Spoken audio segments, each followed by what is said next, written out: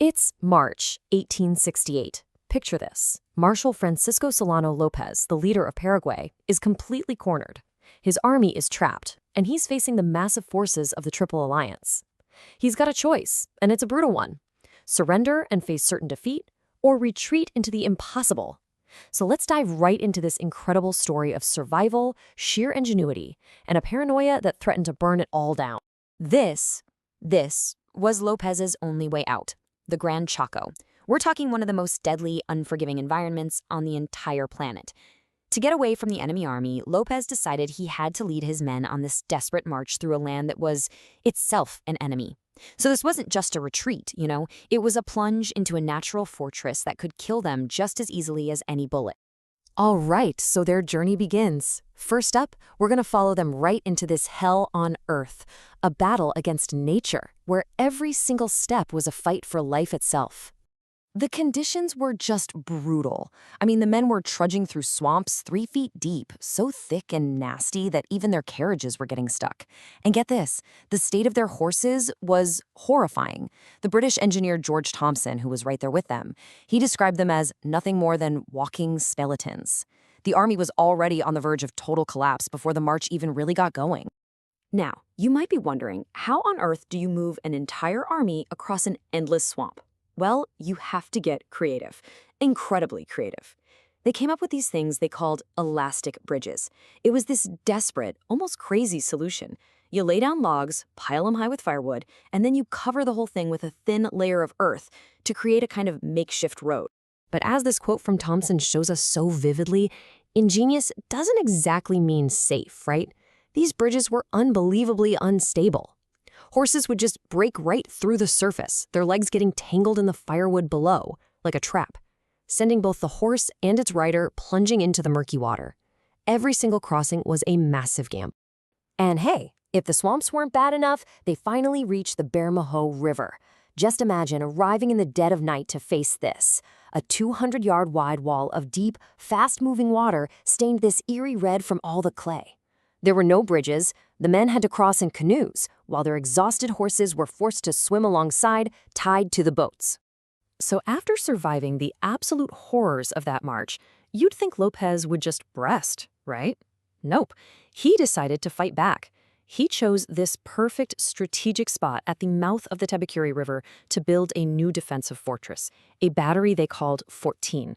And believe me, this is where the story takes another wild turn. The location was nothing short of a stroke of genius. Fortín was built on an island, so it was naturally protected by these impenetrable reed marshes that made any kind of land assault totally impossible. And for the final touch, they used the native 6-foot-tall grass as natural camouflage, leaving a thick curtain of it along the riverbank to hide their work from any passing enemy warships. Brilliant. But here's the kicker. Lopez wanted this fortress built immediately, with an urgency that was almost an obsession. George Thompson was put in charge, and he was told he could have as many men as he needed. The reality? He got a crew of just 200 people, and only 80 of them were men. The rest were boys. They were being tasked with building a fortress to stop Brazil's most powerful warships. The pressure was just immense. Thompson and his tiny crew worked around the clock. This quote, it really captures the human toll. For 3 straight days, Thompson didn't sleep a wink, working until he was literally about to collapse, just to get the cannons ready. And somehow, he did it. The battery was finished just in the nick of time. And so, the stage was set. You have this Paraguayan mud fortress, built by a handful of exhausted men and boys, and it was about to go head-to-head with the full might of the Brazilian Imperial Navy. The date was June 24th, Marshal Lopez's birthday. And this is where things get a little spooky. For days, he'd been telling his officers that the Brazilians were going to attack on his birthday, almost like it was a personal insult. And in a chilling twist of fate, he was absolutely right. On that very day, the Ironclads Bahia and Salvado steamed up the river, heading straight for Fortin. Thompson held his fire. He let the massive warships get closer and closer and closer until they were just 18 yards away. That is less than the length of a bowling lane. At that insane range, he finally gave the order to fire. Boom! The impact was devastating. The cannons, fired at point-blank range, just hammered the ironclads. The shells did massive damage. In fact, one piece of the Bahia's iron plating, 10 inches long, was blown completely off the ship and actually landed on the shore. Can you imagine the force? It was a stunning, almost unbelievable tactical victory. But then, in the middle of this triumph, something really strange happened. As the damaged ships drifted past, a man appeared in the turret of the Bahia, and he waved a white handkerchief at the Paraguayan soldiers.